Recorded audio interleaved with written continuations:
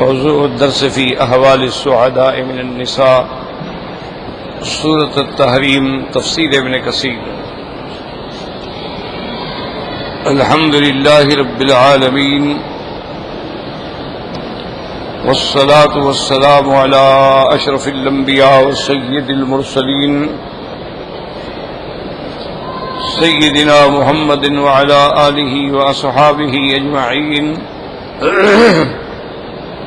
اللهم صل على سيدنا محمد وعلى آل سيدنا محمد كما صليت على إبراهيم وعلى آل إبراهيم في العالمين إنك حميد مجيد۔ أعوذ بالله من الشيطان الرجيم، بسم الله الرحمن الرحيم۔ وضرب الله مثلا للذين آمنوا امرأة فرعون إذ قالت رب ابن لي عندك بيتا في الجنة ونجني من فرعون وعمله ونجني من القوم الظالمين۔ ومريم ابنة عمران التي أحصنت فرجها فنفخنا فيه من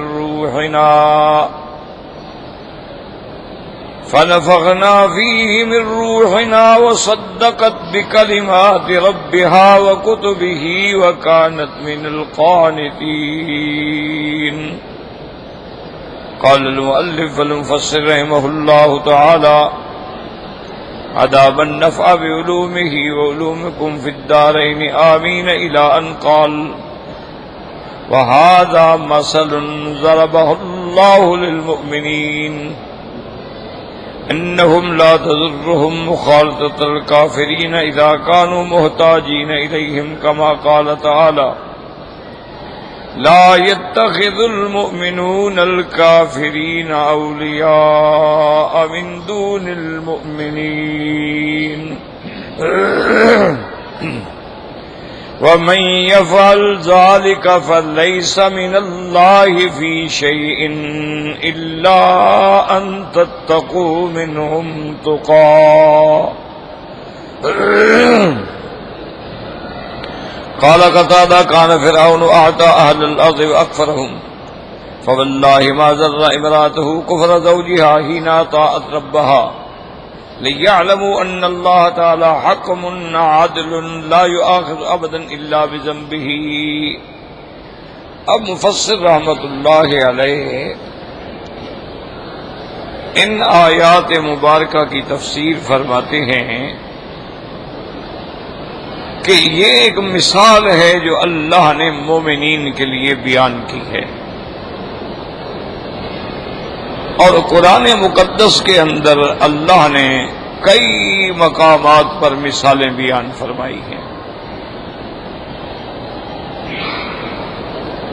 جیسے کہ اللہ نے احبار یہود کے بارے میں فرمایا کہ مثل الذین حملوا التوراۃ ثم لم يحملوها کمثل الحمار يحمل اسفارا۔ اللہ نے مثال بیان کی کہ جن لوگوں کو ہم نے تورات دی، بجائے اس کے عمل کرنے کے انہوں نے اس کی مخالفت کی، تو ان کی مثال ایسے ہے جیسے گدھے پہ کتابیں لاد دی جائیں، تو گدھے کو کیا فائدہ ہوگا کتابیں لادنے سے؟ تو وہاں بھی اللہ نے مثال دی۔ اسی طرح کئی مقامات پر اللہ نے مثال دی ہے۔ مثل کلمۃ طیبۃ کشجرۃ طیبۃ اصلها ثابت وفرعها فی السماء۔ اللہ نے فرمایا کلمہ حق کی مثال ایسے ہے کہ جیسے ایک ایسا درخت ہو جس کی جڑیں زمین کے اندر گہری ہوں اور اس کی شاخیں آسمانوں کی طرف بلند ہوں، کیونکہ اس کی جڑ مضبوط ہے تو اپنی بنیاد پہ وہ کھڑا۔ تو اسی طرح جس کے اندر عقیدہ توحید مضبوط ہے تو وہ بھی اپنی بنیاد پہ کھڑا۔ وَمَثَلُ كَلِمَةٍ خَبِيثَةٍ كَشَجَرَةٍ خَبِيثَةٍ اجْتُثَّتْ مِنْ فَوْقِ الْأَرْضِ مَا لَهَا مِنْ قَرَارٍ اور فرمایا شرک کے کلمے کی مثال ایسی ہے کہ جیسے کوئی زمین کے اوپر کوئی چیز پڑی ہو جس کی بنیاد ہی کوئی نہیں، پاؤں لگے گا تو اڑ جائے گی، ہوا آئے گی تو اڑ جائے گی، کوئی داب دے گا تو مٹ جائے گی۔ تو اللہ نے وہاں بھی مثال دی ہے کلمہ طیبہ کی اور کلمہ خبیثہ کی۔ اور اسی طرح اللہ نے قرآن میں فرمایا وَتِلْكَ الْأَمْثَالُ نَضْرِبُهَا لِلنَّاسِ، کہ ہم یہ مثالیں کیوں دیتے ہیں؟ لَعَلَّهُمْ يَتَفَكَّرُونَ، تاکہ لوگ مثال کے ساتھ بات جلدی سمجھ جاتے ہیں، ان فکر کریں، غور کریں، سوچیں۔ تو اس لیے اللہ تبارک و تعالی نے قرآن مقدس کے اندر کئی مقامات پہ بطور مثال سمجھایا۔ اور اسی طرح میرے آقا محبوب دو جہاں رحمت دو جہاں سیدنا محمد مصطفیٰ صلی اللہ علیہ وسلم بھی مثال دے کے لوگوں کو سمجھاتے تھے تاکہ لوگوں کے دماغ میں بات بیٹھ جائے۔ جیسے حضور پاک نے فرمایا کہ اچھا یہ بتلاؤ، اگر ایک آدمی کے گھر کے آگے نہر بہہ رہی ہے اور وہ 5 وقت جا کے وہاں ہاتھ منہ دھوتا ہے، بدن دھوتا ہے، تو اس کے بدن پہ میل ہوگی؟ ان کا لا الہ الا اللہ، کیسے میل بچ سکتی ہے؟ 5 دفعہ جو آدمی دن میں دھوئے گا۔ تو آپ نے فرمایا یہ وہی مثال ہے کہ مومن جب 5 دفعہ وضو کرتا ہے تو جہاں اس کی ظاہری بدن کی میل کچیل دور ہوتی ہے وہاں گناہ بھی دھل جاتے ہیں، ہر عضو سے گناہ نکل جاتے ہیں۔ تو اللہ کے پاک پیغمبر نے بھی مثال دے کے سمجھایا کہ مثال یہ ہے کہ دیکھو کہ جو آدمی ایسے 5 دفعہ نماز پڑھے گا، وضو کرے گا، جمعہ کے لیے غسل کرے گا، عیدین کے لیے غسل کرے گا، اس کے بدن پہ پھر میل کا کیا معنی؟ اور ظاہری میل کے علاوہ باطنی میل بھی دھل جائے گا، کیونکہ وضو جو ہے یہ ایک اللہ کی بہت بڑی نعمت ہے۔ یہاں بھی اللہ نے ہمارے سامنے 2 مثالیں دی۔ ایک مثال دی اللہ نے حضرت نوح علیہ السلام کی بیوی کی، اور ایک مثال دی اللہ تبارک و تعالی نے حضرت لوط علیہ السلام کی بیوی کی، کہ وہ دونوں بیویاں کافرہ تھیں، وہ دونوں بیویاں جو ہیں اپنے دین پہ تھیں، اور دونوں بیویوں نے عقیدے میں خیانت کی۔ اور نوح علیہ السلام کی بیوی تو لوگوں کو کہتی تھی یہ دیوانہ ہے، پاگل ہے، نعوذ باللہ ثم نعوذ باللہ۔ اور لوط علیہ السلام کی بیوی خیانت کرتی تھی کہ جب گھر میں کوئی مہمان آئے تو فوراً جا کے قوم کو مطلع کر دیتی، اور جانتی تھی کہ قوم کا عمل کیا ہے۔ تو اللہ نے فرمایا کہ دیکھو باوجود اس کے کہ وہ نبیوں کے گھر میں ہیں لیکن ان کو کوئی فائدہ نہیں ہوا، اگر وہ کفر پہ رہی تو جہنم میں گئی۔ تو نتیجہ یہ نکلا کہ اگر کوئی آدمی اللہ کے پیغمبر کے اتنا قریب ہے کہ اس کی بیوی ہے یا بیٹا ہے یا باپ ہے لیکن ایمان نہیں تو جہنم ہے۔ اسی طرح اب آپ دیکھیں کہ سیدنا ابراہیم الخلیل جو ابو الانبیاء ہیں، یعنی جن کی نسل میں اللہ نے نبوت رکھی ہے، حضرت ابراہیم علیہ السلام کی ذریت میں اللہ نے نبوت رکھی۔ تمام انبیاء حضرت ابراہیم کی دیکھیں اولاد آ رہے ہیں۔ حضرت ابراہیم بھی نبی ہیں، حضرت اسحاق بھی نبی ہیں، ان کے بیٹے حضرت یعقوب بھی نبی ہیں، ان کے بیٹے حضرت یوسف بھی نبی ہیں، اور حضرت خلیل کے بیٹے حضرت اسماعیل بھی نبی ہیں، اور پھر ان کے آخری ولد میں خاتم الانبیاء امام الانبیاء والمرسلین ہیں علیہم الصلوات والتسلیم، لیکن باپ کافر ہے۔ اور باپ صرف کافر نہیں کہ بلکہ بت تراش ہے، وہ بت بناتا تھا، یعنی بت پتھروں کے بت بناتا تھا اور بیچتا تھا۔ سیدنا ابراہیم الخلیل علیہ السلام نے کئی دفعہ اپنے والد سے آہستہ آہستہ آہستہ عرض کیا ابا جان کیا کر رہے ہیں؟ ابا جان آپ کیا کر رہے ہیں؟ آپ تو شیطان کے راستے پہ چل رہے ہیں. اور کئی دفعہ دلائل قویہ کے ساتھ سمجھایا کہ ابا جان ان کو جو آپ نے خدا بنایا ہے، دیوتا بنایا ہے، ان کے آگے کھڑے ہوتے ہیں، ہاتھ باندھتے ہیں، ان کے آگے بھجن گاتے ہیں اور ان سے آگے درخواستیں کرتے ہیں، تو یہ کیا ہے؟ یا ابت لم تعبد ما لا يسمع ولا يبصر ولا يغني عنك شيئا.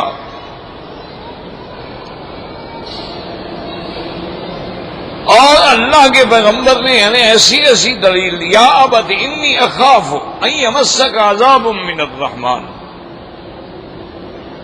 فتکون للشیطان ولیا. یاد رکھو کہ رحمان جو ہے یہ تو بڑا مبالغے کا صیغہ ہے، بڑا رحم کرنے والا. تو رحمان کا عذاب کے ساتھ کیا جوڑ ہے کہ ابراہیم علیہ السلام نے فرمایا یمسا کا عذاب من الرحمان، کہتے ہیں عذاب من اللہ. رحمان تو رحم کرنے والا ہوتا ہے، عذاب دینے والا تو نہیں ہوتا نا. بات سمجھو. تو انہوں نے یہ بات کیوں کی؟ اللہ کے قرآن میں یہ بات ہے تو اس پہ غور کریں کہ آخر ابراہیم الخلیل جو فرما رہے ہیں کہ یا ابت انی اخاف ان یمسک عذاب من الرحمن فتکون للشیطان ولیا. تو عذاب من الرحمن کا کیا یہاں نے ربط ہے؟ کیونکہ رحمان کی تو جہاں صفت آئی ہے وہاں نعمتوں کے بارے میں آئی ہے. الرحمن علم القرآن خلق الانسان علمہ البیان، سب نعمتیں. اور یہاں عذاب کے ساتھ تو کوئی ربط ہی نہیں ہے نا. عذاب کے ساتھ تو ربط ہے کہ یا تو اس میں جلالہ ہوتا ان یمسک عذاب من اللہ، یا عذاب من القہار، یا عذاب من الجبار، عذاب من المتکبر. تو رحمان کا آپس میں کیا ربط ہے؟ تو یاد رکھیں اللہ کے قرآن کی بلاغت و فصاحت کا کیا مقابلہ ہے. اللہ اکبر. ساری دنیا کائنات بھی اکٹھی ہو جائے نا، قرآن کی ایک آیت کا بھی مقابلہ نہیں کر سکتی. ایک آیت کا بھی مقابلہ نہیں. تو علماء نے فرمایا کہ اس میں راز تھا کہ دیکھو نا والد کتنا مہربان ہے، ماں کتنا مہربان ہے. وہ اپنے بیٹے کو ماریں گے تو اس وقت ماریں گے نا کہ جب حد ہو جائے، انتہا ہو جائے کہ اب یہ سمجھتا ہی نہیں ہے، یہ کوئی بات مانتا ہی نہیں ہے. پھر کہیں گے اچھا جی ماریں گے، اور کہیں چلو بھی نکلو میرے گھر سے، جاؤ جہاں سینگ سمائے وہاں جا کر رہ جاؤ. تو یہاں بھی اشارہ ہے کہ میرے ابا تم اس مقام پہ نہ پہنچو کہ رحمان کی ذات بھی تمہیں عذاب دینے کے لیے تیار ہو جائے. وہ جو ہمیشہ رحم فرمانے والے ہیں، تمہارے اندر کوئی چیز اس قابل ہی نہ بچے کہ تم پہ رحم کیا جائے، اور پھر رحمان ہی تمہیں عذاب دے. کیوں؟ تمہارے گھر میں پیغمبر ہے، تمہارے گھر میں نبی ہے، تمہیں دلائل سے سمجھایا جا رہا ہے، تم پھر بھی نہ مانو، تو اس کا معنی یہ ہے کہ اب تمہارے اندر رحمت کی مستحق کوئی چیز باقی بچی ہی نہیں ہے، اب تم صرف مار کھانا چاہتے ہو بس. تو اس لیے پیغمبر نے اور ساتھ اشارہ کیا کہ ابا جان اتنا عرصہ گزر گیا ہے، تم بھی سوچتے ہوگے کہ ساری زندگی تو میں نے بت پرستی کی، اب اگر بیٹے کی بات مان بھی لوں تو کیا ہوگا؟ فرمایا وہ بڑا رحمان ہے. آج بھی اگر تم توبہ کر کے کلمہ پڑھ لو اور دین خلیل قبول کر لو تو رحمان ہے. اس لیے اس میں دونوں اشارے آئے لطیف طریقے سے. اس لیے سیدنا ابراہیم لیکن باپ نہیں مانا. اللہ اکبر. اتنی نصیحتوں کے بعد باپ کافر ہے. اب حضرت ابراہیم علیہ السلام ان کے لیے دعا بھی کر رہے ہیں کہ وغفر لے ابی، میرا اللہ میرے باپ کی مغفرت فرما، ہدایت دے. لیکن یاد رکھو جب حضرت ابراہیم کے والد آزر مر گئے، اب اللہ نے حکم دے دیا کہ جبریل جا کے کہہ دو ابراہیم کو اب دعا نہ مانگنا۔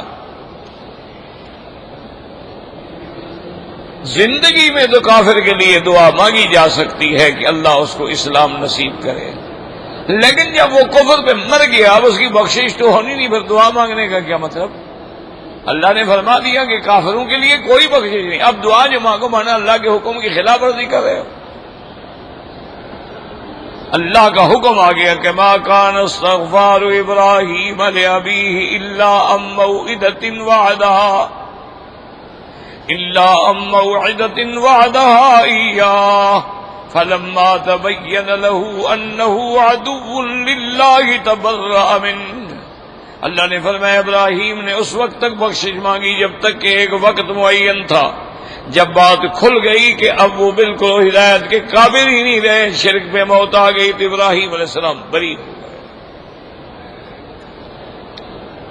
تو اب دیکھیں کہ حضرت خلیل جیسا بیٹا ہو لیکن باپ کو کوئی فائدہ نہیں پہنچا سکتا۔ وجہ کیا ہے کہ درمیان میں کفر کی دیوار کھڑی۔ نوح علیہ السلام پیغمبر ہیں، بیوی کو فائدہ نہیں پہنچا سکے۔ نوح علیہ السلام پیغمبر ہیں، اپنے بیٹے کو فائدہ نہیں پہنچا سکے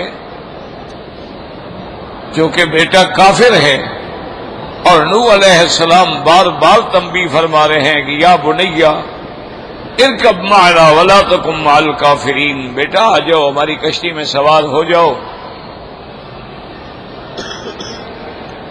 اور سوار ہو جاؤ گے تو بچ جاؤ گے، کافروں کے ساتھ نہ ملو، کافر تباہ ہو جائیں گے۔ بیٹا اکڑ گیا، اس نے کہا میں نہیں آتا، یہ طوفان ہے کیا ہے، 2 میٹر 4 میٹر 5 میٹر 10 میٹر پانی اونچا ہو جائے گا، میں تو اونچے پہاڑ پہ جو 2000 میٹر اونچا ہے اس پہ چڑھ جاؤں گا، تو آپ کے اللہ کا یہ عذاب میرا کیا بگاڑ سکتا ہے؟ فحال بینہم الموج فکان من المغرقین، اللہ نے دریا کو حکم دیا کہ تمہارے کنارے پہ کھڑے ہو کے ایک بدبخت میری خدائی کو چیلنج کر رہا ہے، سبق پڑھاؤ اس کو۔ ایک موج لگی اور پانی میں، اب پھر بھی نوح علیہ السلام اللہ کے آگے فریاد کر رہے ہیں، ونادى نوح ربہ، اللہ کو پکارا، یا رب ان ابنی من اہلی وان وعدک الحق وانت احکم الحاکمین، یا اللہ میرا بیٹا ہے اور میرا منہ بولا بیٹا نہیں، میرے خاندان سے ہے، میرے نسل سے ہے، میرے نطفے سے ہے، میرے نسب سے ہے، میرے صلب سے ہے۔ ان ابنی من اہلی، ان بھی تاکید کے لیے ہے، ابنی میں یا بھی تاکید کے لیے ہے، اور من اہلی بھی تاکید کے لیے ہے۔ ان ابنی من اہلی وَإِنَّ وَعْدَكَ الْحَقُّ وَأَنْتَ أَحْكَمُ الْحَاكِمِينَ، اور میرا مولا تیرا وعدہ بھی سچا ہے، تو نے تو نجات دینی ہے مجھے۔ اللہ نے فوراً حکم فرمایا، قال یا نوح انہ لیس من اہلک انہ عمل غیر صالح، نوح علیہ السلام یہ تمہارا بیٹا نہیں ہے، اس کا عقیدہ کفر کا ہے، شرک کا ہے، صرف تیرے بیٹے ہونے سے کیا بات فرق پڑ جائے گا؟ اور ساتھ تنبیہ بھی کر دی، فلا تسألن ما لیس لک بہ علم، جس بات کو تم سمجھتے نہیں اندھا نہ پوچھ، سوال کرنا مجھ سے۔ اب دیکھیں کہ نوح علیہ السلام باپ ہے، بیٹا سامنے ڈوب رہا ہے، لیکن نوح علیہ السلام کچھ نہیں کر سکے۔ تو ہمیں سبق ملا کہ اگر آدمی کافر ہے تو اس کو نبوت بھی فائدہ نہیں پہنچا سکتی، اگر آدمی مشرک ہے تو اس کو پیغمبر کی گھرانہ بھی فائدہ نہیں پہنچا سکتا، کہ بیوی ہے کافرہ ہے تو مقام جہنم ہے، بیٹا ہے کافر ہے تو مقام جہنم ہے، باپ ہے کافر ہے تو مقام جہنم ہے، سرکار دو عالم کے چچے ہیں، رشتہ دار ہیں، کافر ہیں تو مقام جہنم ہے۔ یہ ہمارے بھائی جو ہیں بعض تو اللہ رحمت کرے بیچارے جاہل ہوتے ہیں، دیہاتوں میں رہنے والے ان پڑھ لوگ ہوتے ہیں، جو کچھ ان کو سنایا جائے وہی ان کا عقیدہ بن جاتا ہے۔ کیوں؟ ان غریبوں نے نہ تو قرآن پڑھا ہے، اچھا نہ قرآن سنتے ہیں، نہ ان مسجدوں اور مدرسوں میں جاتے ہیں جہاں کوئی حق کی بات کی جاتی ہو۔ تو ان لوگوں نے بھی نوح علیہ السلام کی کشتی کا قصہ سنا نا قرآن پاک میں، انہوں نے بھی ماشاءاللہ نوح علیہ السلام کی کشتی کے مقابلے پہ کشتی بنائی ہے پیران پیر کی۔ وہ کہتے ہیں جو بھی پیران پیر کی کشتی میں چڑھ گیا بس وہی جنت جائے گا، باقی تو نہیں جائیں گے۔ اور پیران پیر کی کشتی پہ کون چڑھے گا؟ جو 11ویں کا دودھ بانٹے گا۔ اچھا خود فیصلہ کرو کہ وہ کشتی کتنی بڑی ہوگی، کتنے بندے چڑھا لے گی؟ باقی مسلمان تو رل گئے نا۔ مقصد کیا ہے کہ شرک جو کرنا ہے، شیطان ایسا ملعون ہے نا، انہوں نے کہا مولا میں اتنا مقابلہ کروں گا کہ تیرے ہر حکم کے خلاف میں بندے پیدا کر دوں گا۔ اگر مدینہ میں مکہ مکرمہ میں مینا میں تیرے نام کی بکری ذبح ہوتی ہے، میں ان سے پیروں کی قبروں پہ جا کے بکرے ذبح کرواؤں گا۔ اگر تیرے نام کی منت مانی جاتی ہے تو میں ان سے پیروں کے نام کی منت بنواؤں گا۔ اگر تیری رضا کے لیے رمضان شریف میں 9 راتیں یا 10 راتیں اعتکاف بیٹھا جاتا ہے، میں قبروں پہ ان کو 9 راتیں بٹھواؤں گا۔ اگر تو نے نوح علیہ السلام کی کشتی کو ذریعہ نجات بنا دیا کہ جو کشتی میں چڑھ جائے گا وہ نجات پا جائے گا، میں بھی پیران پیر کی کشتی مقابلے پہ لے آؤں گا۔ ثم لا کہتے ہیں ثم لآتینہم من بین ایدیہم ومن خلفہم وعن ایمانہم وعن شمائلہم، میں تیرے بندوں پہ آگے سے، پیچھے سے، دائیں سے، بائیں سے حملہ کروں گا۔ ثم لا تجد اکثرہم شاکرین، پھر آپ دیکھیں گے کہ اکثر جو ہیں وہ تیرے انکار کرنے والے ہوں گے، تیرے ماننے والے نہیں ہوں گے۔ تو ہر وہ چیز جو اللہ کے نام پہ کی جاتی ہے وہی اس نے غیر اللہ کے نام پہ کروا دی۔ خیرات اللہ کے نام پہ ہے، انہوں نے کہا نہیں پیروں کے نام پہ ہے۔ صدقہ خیرات اللہ کے نام پہ ہے، انہوں نے کہا نہیں جناب پہلے پیر صاحب کو بلائیں، وہ ختم شریف پڑھیں گے، ختم صغیر، ختم کبیر، اس کے بعد وہ سب سارے ثواب آپ ان کو دے دیں، اور سارے ثواب جب ان کے بعد اکٹھے ہو جائیں گے تو پھر وہ تقسیم کریں گے۔ ماشاءاللہ لوگ بھی جاہل ہیں، پڑھتے ہیں جی میں نے ثواب آپ کی ملک کیا، وہ کہتا ہے جی میں نے بھی آپ کی ملک کیا۔ اب تمہارے پاس ثواب ہے کہاں؟ گارنٹی ہے تمہارے پاس کہ اللہ نے قبول کیا ہے؟ ثواب ملا بھی ہے کہ نہیں ملا؟ کیا مل کر رہے ہو؟ ساری زندگی بندہ پڑھتا رہے، اللہ قبول نہ کرے۔ حضرت ایوب علیہ السلام پیغمبر ہیں، 80 سال دعا مانگتے رہے۔ حضرت یعقوب علیہ السلام دعا مانگتے مانگے روتے روتے آنکھیں سفید ہو گئی، بوڑھے ہو گئے، چلنے سے معذور ہو گئے، دیکھنے سے معذور ہو گئے، دعا نہیں قبول ہوئی۔ تو تمہارے پاس یہ کون سی گارنٹی ہوتی ہے کہ جی میں نے پڑھا ہے تو ثواب تمہارے ملک ہے؟ اچھا وہ مولوی کوئی ایسا پاگل ہے کہ جب سارے تم اپنی خوشی سے ثواب اس کو دے دو گے وہ تمہارے ماں باپ کو کیوں دے؟ وہ اپنے ماں باپ کو کیوں نہ بھیجے؟ کیا ہے؟ جاہل ہے، ایک تماشا ہے۔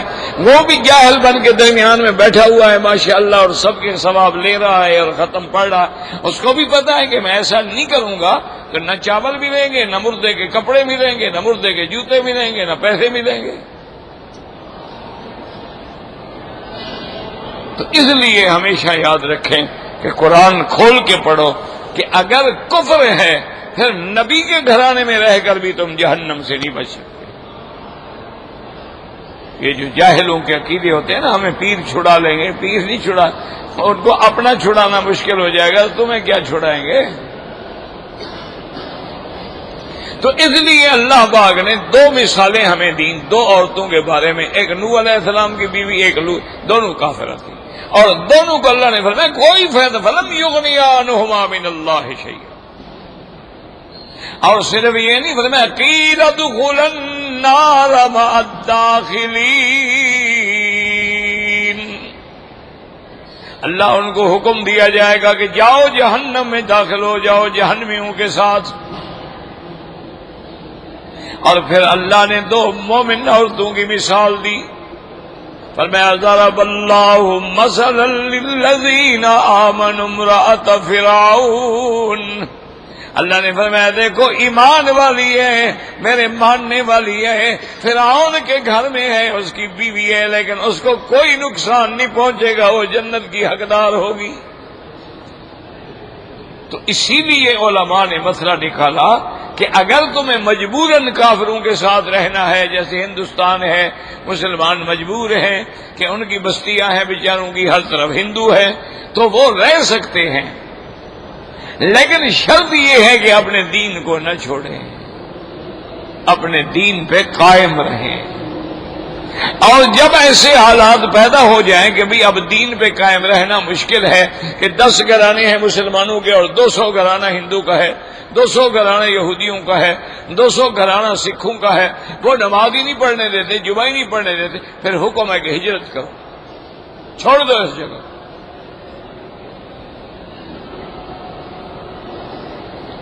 میرا مولا ہجرت جو کریں تو کہاں جائیں نہ تو ہمارا کوئی ٹھکانہ ہے نہ کوئی دور رشتے. فرمایا وَمَن يُهَاجِرْ فِي سَبِيلِ اللَّهِ يَجِدْ فِي الْأَرْضِ مُرَاغَمًا وَكَثِيرًا وَسَعًا. جب تم میرے راستے پہ ہجرت کرو گے میں آگے تیرے لیے وسعتیں پیدا کر دوں گا. تو پھر شریعت میں حکم ہے کہ اگر فرائض اللہ کی ادائیگی کرنا مشکل ہے تو پھر وہ جگہ چھوڑ دو. یا اگر کسی دوسرے ملک میں بھی نہیں جا سکتے ہو تو کم از کم ان قصبات میں ان شہروں میں چلے جاؤ جہاں مسلمان آبادی ہے کمیونٹی ہے. اور اگر اس میں حارج نہیں ہے اور تم بھی اپنے دین پہ پکے ہو تو یہ نہیں کہ صرف کافروں میں رہنا تمہیں کافروں میں رہنا کوئی نقصان نہیں دے گا. جیسے بی بی آسیہ اپنے ایمان پہ پکی تھی فرعون کے گھر میں رہی اس کی بیوی بھی ہے لیکن اپنے رب کے عقیدے پہ قائم تھی اس کو فرعون کے کفر نے کوئی نقصان نہیں پہنچایا. اور یہاں سے یہ مسئلہ بھی سمجھ لیں کہ اللہ تعالیٰ کا یہ فیصلہ ہے کہ اللہ تزر وازرۃ وزر اخری. اللہ فرماتے میرے عدل کا تقاضا یہ ہے میں کسی دوسرے کے گناہ میں نہیں پکڑوں گا کہ اگر وہ کافر ہے اور تمہیں نقصان نہیں تمہارا اس سے کوئی تعلق نہیں. اچھا اگر مسلمان ہے اس کے گناہوں کی وجہ سے تمہیں تکلیف ہو کبھی نہیں ہو وہ اپنے اسلام کے مطابق درجے لے گا وہ اپنے کفر کے مطابق سزا لے گا. ایک دوسرے کے بدلے میں اللہ پاک کسی کے دوسرے کے گناہوں میں نہیں پکڑیں گے. تو اس لیے مفسر رحمت اللہ علیہ بیان فرما رہے ہیں کہ یہاں اللہ نے 2 عورتوں کی مثال دی ہے. ایک تو بی بی آسیہ ہیں کیونکہ آسیہ نام قرآن میں نہیں ہے یاد رکھو. ویسے سنت اللہ یہ ہے کہ قرآن پاک عورتوں کا نام نہیں لیتے. ایک بات یاد رکھو پورا قرآن پڑھ جاؤ عورتوں کا نام نہیں آئے گا ماں سوا بی بی مریم کسی جگہ جہاں بھی آئے گا امرأۃ فرعون امرأۃ نوح امرأۃ لوط امرأۃ العزیز ام موسیٰ اخت موسیٰ نام نہیں آئے گا. تو علماء نے دلیل پکڑی ہے کہ قرآن پاک نے جو نام نہیں لیا اس میں اشارہ ہے کہ جیسے عورت کے جسم کے لیے پردہ ضروری ہے اس کے اسم کے لیے بھی پردہ ضروری ہے اس کے نام کو بھی پردے میں رکھو. تو اللہ تبارک و تعالی نے ہاں ضرورت ہے مجبوری ہے جب حدیث کی روایت ہوگی تو مجبوراً نام لیں گے. ان عائشہ رضی اللہ عنہا ان ام سلمہ رضی اللہ تعالی عنہا وہ مجبوری ہے کہ یہ واقعہ روایت کس نے بیان کی تو جب تک راوی کا پتہ نہ لگے تو فیصلہ ہی نہیں ہو سکتا. وہاں تو مجبوراً نام لینا ہوگا ورنہ بلا ضرورت نہیں لینا چاہیے. ان کا نام بی بی آسیہ اس لیے معلوم ہوا کہ حضور پاک نے فرما دیا حدیث مبارک میں کہ کمل من الرجال کثیرون ولم یکمل من النساء الا ثلاثہ. مردوں میں تو بڑے بڑے کامل گزرے ہیں لیکن عورتوں میں کمال والی 3 عورتیں ہیں. ایک بی بی آسیہ ہے ایک بی بی مریم ہے اور ایک بی بی خدیجہ بنت خویلد ہے رضی اللہ عنہا. تو اس لیے اب مفسر رحمت اللہ علیہ اسی تفسیر میں یہ بات بتلا رہے ہیں کہ ھذا مثلا، یہ مثال ہے جو اللہ نے مومنوں کے لیے بیان کی ہے کہ انہم لا تضرہم، ان کو کافروں کے ساتھ رہنا جو ہے نقصان نہیں دے گا، کیونکہ مجبور ہیں وہ بیچارے. جیسے قرآن کہتے لا يتخذ المؤمنون الکافرین اولیاء من دون المؤمنین. اللہ نے فرمایا ایمان والوں کو چھوڑ کے کبھی کافروں کو دوست نہ بناؤ. ومن يفعل ذلك فليس من اللہ فی شیء الا ان تتقوا منهم تقا، اور جو ایسا کرے گا مومنوں کو چھوڑ کے کافروں سے دوستی رکھے گا، پھر اللہ تبارک و تعالیٰ کے ہاں اس کی کوئی قدر نہیں، کوئی مقام نہیں، کوئی حیثیت نہیں. ہاں یہ الگ بات ہے الا ان تتقوا منهم تقا، ہاں مگر وہ بچ رہا ہے، اپنے آپ کو بچا رہا ہے خطرے سے، اس وجہ سے رہ رہا ہے، برداشت کر رہا ہے، تو اللہ جانتے ہیں اس کی وجہ سے عذاب نہیں ہوگا. اسی لیے حکم ہے کہ کافروں کو دوست نہ بناؤ. لا تتخذوا عدوی وعدوکم اولیاء. اللہ نے فرمایا میرا مدنی جو میرے دشمن ہیں، جو آپ کے دشمن ہیں، ان کو کبھی اپنا دوست نہ بنانا. یہ آپس میں تو دوست ہو سکتے ہیں لیکن مومن کے کبھی دوست نہیں ہو سکتے. الکفر ملت واحدہ، تمام کفار جو ہیں وہ ایک ملت ہے. مسلمان کی دشمنی میں سب کے سب کٹھے ہیں، تو آپ بھی ان کو دوست نہ بنایا کریں. والمؤمنون والمؤمنات بعضهم اولیاء بعض، مومن کا دوست ہوتا ہے، کافر کا دوست ہوتا ہے. ان کی دوستی پر ہاں ایک ہے لین دین، معاملات ہیں، یا آپ اپنے بچوں کو تعلیم کے لیے بھیجتے ہیں، یا آپ ان سے بزنس کرتے ہیں، آپ ان کو کوئی چیز برامد کرتے ہیں، وہ جائز ہے. مانا ہے دوستی نہ ہو، دل کا تعلق نہ ہو کافروں کے ساتھ، کافروں کے ساتھ محبت نہ ہو، کافروں کے ساتھ دوستی نہ ہو. باقی معاملات ہیں، لین دین ہیں، بے شراء ہے، تجارت ہے، وہ جائز ہے، وہ کوئی منع نہیں ہے کہ آپ کافر ملکوں سے مال منگواتے ہیں، کافر ملکوں کو مال بھیجتے ہیں، کوئی منع نہیں. اور آج تو اللہ نہ کرے اتنے مسلمان ہم بے حس ہو گئے ہیں، بے بس ہو گئے ہیں کہ ہمیں ایک چھوٹا سا انجیکشن جو ہے وہ بھی باہر سے منگوانا ہوتا. ہمیں ویکسین منگوانی ہو وہ بھی باہر سے منگوانا.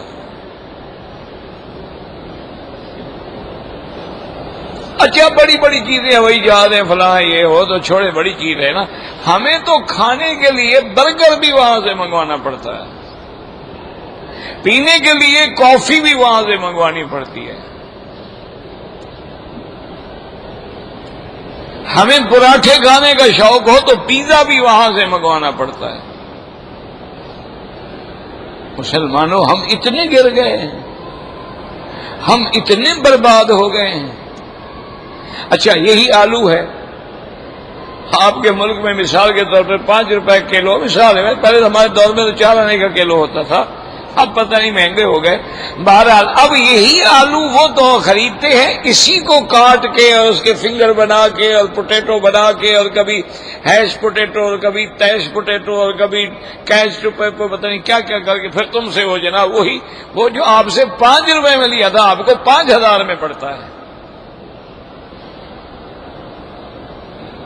اور ہم جناب اپنے یعنی گھر میں بیٹھ کے وہ نہیں بنا سکتے ہیں. وہ مزہ دیتا ہے نا، وہ کافروں کا آیا ہوا ہے نا، اس کو کافروں کے ہاتھ لگے ہیں. ہو سکتا ہے شراب کا تڑکا بھی تھوڑا بہت لگا دیتے ہوں، دشمن ہے نا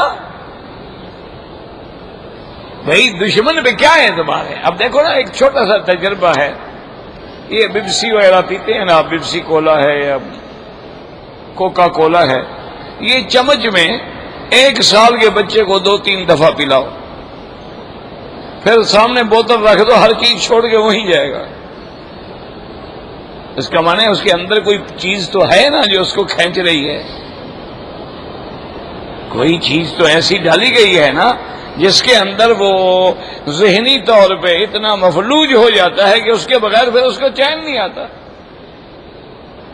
اچھا خدا کی قدرت یہ ہے کہ ہم اتنے خراب ہو گئے ہیں کہ اب ہمارے غریب لوگ، ہمارے اپنے بھائی، ہمارے دوست، ہمارے بھائی غریب مزدور طبقہ جو اپنے ملک میں ٹھنڈا پانی پینے کے لیے ترستے تھے، بیچارے برف نہیں ہوتی تھی، آج ان کا بھی کھانا ہضم نہیں ہوتا جب تک اتنی بڑی پیپسی کی بوتل لے کے نہ آئے۔ انا للہ و انا الیہ راجعون۔ ہمارے یہاں کیا ہے، لسی پانی ڈال کے لسی پی لیتے تھے، گنے کا رس پی لیتے تھے۔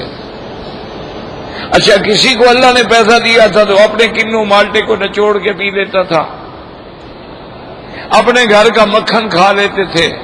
ماشاءاللہ ان کی صحت جو ہے 70 سال تک کبھی خراب نہیں ہوئی، نہ بوڑھے ہوئے نہ بال سفید ہوئے۔ اب 20 سال کے ہمارے جو نوجوان ہیں نا، ان کے بال بھی سفید ہو گئے اور کھال بھی سفید ہو گئی اور باقی بھی سب کچھ ختم ہو گیا۔ انا للہ و انا الیہ راجعون۔ اس لیے مفسر فرماتے ہیں کہ ان سے ہرگز دوستی نہ رکھو، ہاں مجبوری ہے تو الگ بات ہے۔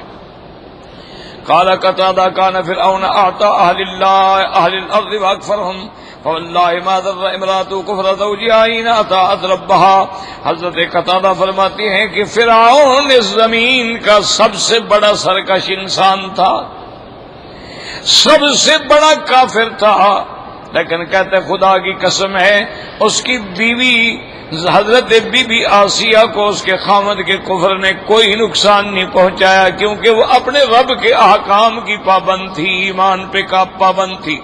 لِيَعْلَمُوا أَنَّ اللَّهَ تَعَالَى حَكَمٌ عَدْلٌ لَا يَأْخُذُ أَحَدًا إِلَّا بِذَنبِهِ، تاکہ لوگ جان لیں کہ اللہ پاک عدل والے ہیں، انصاف کرنے والے ہیں، وہ کسی دوسرے کے گناہ میں کسی دوسرے کو سزا نہیں دیتے ہیں۔ تو اس لیے اللہ پاک نے ہمیں مثالیں دے کے سمجھایا ہے، لیکن خدا کرے کہ ہمیں سمجھ آ جائے۔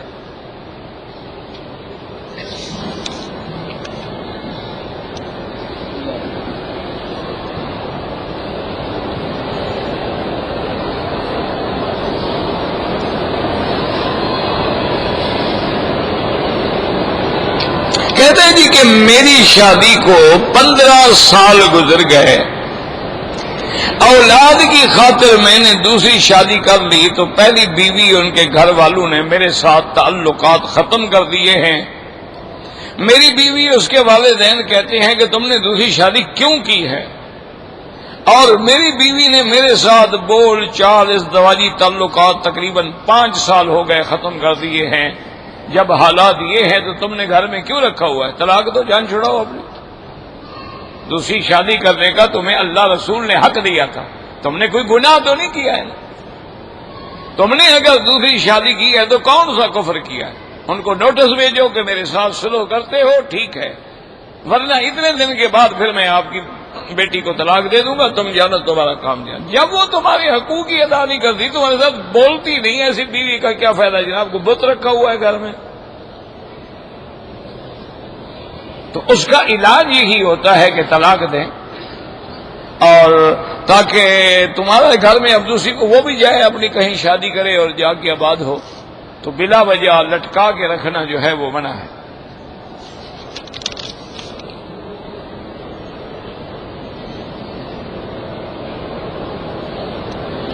میری والدہ فوت ہو گئی ہیں، اللہ مغفرت فرمائے۔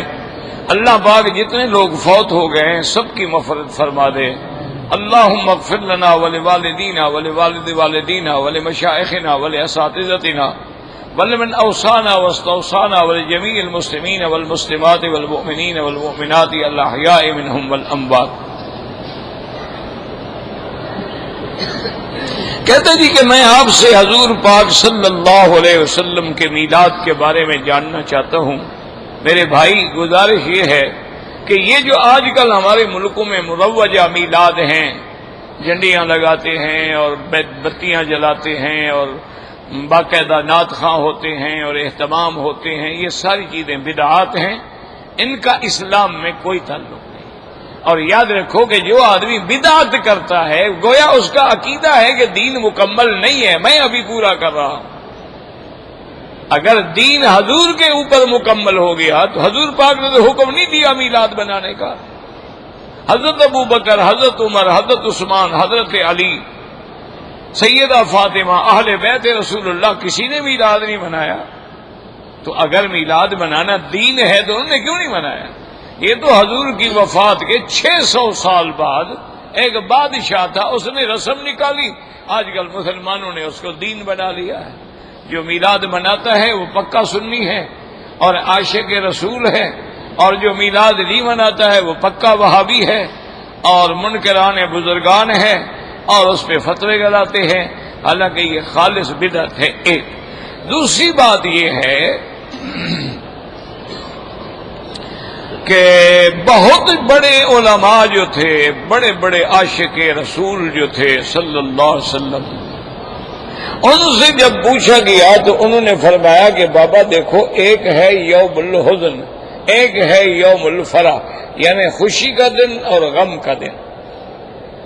تو خدا کی شان یہ ہے کہ سوموار کے دن ہی میرے مدنی پیدا ہوئے، سوموار کو ہی فوت ہوئے۔ ولادت کی تاریخ میں تو اختلاف ہے، لیکن 12 ربیع الاول وفات میں کوئی اختلاف نہیں۔ تو انہوں نے فرمایا کہیں تم حضور کی وفات پہ تو نہیں خوشیاں منا رہے ہو، قیامت میں پکڑے جاؤ؟ کیا کر رہے ہو تم؟ یعنی حضور کی ولادت میں کئی اقوال مبارک ہیں، 2 ربیع الاول بھی ہے، 9 ربیع الاول بھی ہے، 12 ربیع الاول بھی ہے، 18 ربیع الاول بھی ہے۔ اور اکثر جو لوگ ماہرین حساب ہیں، انہوں نے تقویم الاسلامی کے نام سے کتابیں بھی لکھی ہیں، انہوں نے یہ ثابت کیا ہے کہ 9 ربیع الاول کی تاریخ جو ہے وہ زیادہ راجح ہے۔ اس لیے بہرحال یہ میلاد منانا جو ہے، اور پھر یاد رکھو میلاد تو عیسائی مناتے ہیں عیسیٰ علیہ السلام کا، میلاد تو غیر مسلم لوگ مناتے ہیں جن کے پاس ایک ہی ہیرو ہے۔ ہمارے پاس تو 1,24,000 پیغمبر ہیں، اگر حضور کا میلاد منانا ہے تو پھر باقی انبیاء کا کیوں نہ مناؤ؟ ہمارے پاس حضور کے لاکھوں صحابہ ہیں، پھر ان کا میلاد کیوں نہ مناؤ؟ حضرت حسین کی شہادت تو مناتے ہو، ان کا میلاد بناؤ، ان کے 72 آدمیوں کا میلاد بناؤ، پھر ساری زندگی اسی میلاد میں ہی رہو، باقی کام تو نہیں ہو سکتے۔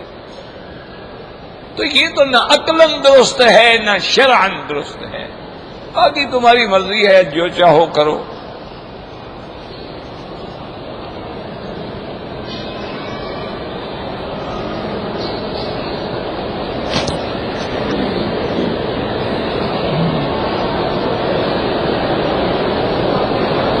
بہرحال یہ ہے کہ آپ کی بیوی نے اور آپ نے احرام مدینہ منورہ سے باندھا، مکہ مکرمہ پہنچنے پر بیوی کو حیض آ گیا تو اس نے اپنے احرام کو باطل کر دیا، تو بہرحال اب اس پہ دم بھی واجب ہو گئی اور عمرہ بھی قضا کرنا واجب ہو گئی۔ یا پھر ایسا کریں کہ اس کے پاک ہونے پہ فوراً مدینہ منورہ چلے جائیں، پھر وہاں سے احرام باندھ کے آ جائیں تو دم سے بچ جائیں گے۔ 400 ریال کی بکری سے بہتر نہیں 50-100 ریال میں چلے جائیں ٹکٹ بھر کے، زیارت بھی ہو جائے گی اور ایک عمرہ اور مل جائے گا۔ میں نے غصے میں آ کر اپنی بیوی کو ماں بول دیا ہے، تو تمہاری نیت کیا تھی؟ اگر نیت طلاق تھی، زہار تھی، یا ویسے بکواس کر دیا؟ اگر نیت تھی تو پھر تو طلاق ہو گئی، یا اگر تمہاری نیت حرام کرنا تھا زہار ہو گیا، وہ تم پر حلال نہیں ہو سکتی جب تک کفارہ ادا نہیں، یا ویسے غصے میں منہ سے نکل گیا تو انشاءاللہ کوئی مواخذہ نہیں ہوگا۔ واللہ اعلم۔ ربنا تقبل منا انك انت السميع العليم وتب علينا انك انت التواب الرحيم۔ اللهم اصلحنا واصلح بنا واصلح اولادنا واولاد المسلمين، اللهم اصلح شبابنا وشباب المسلمين، اللهم اصلح احوالنا واحوال المسلمين، اللهم اصلح لنا شاننا كلها فلا تكلنا الى انفسنا طرفة عين قط ولا اقل من ذلك۔ ربنا آتنا في الدنيا حسنة وفي الآخرة حسنة وقنا عذاب النار۔ صلی اللہ تعالی علی خیر خلقہ سیدنا محمد وعلى آلہ وصحبہ اجمعین۔ اللهم صل على سيدنا محمد وعلى آل سيدنا محمد كما صليت على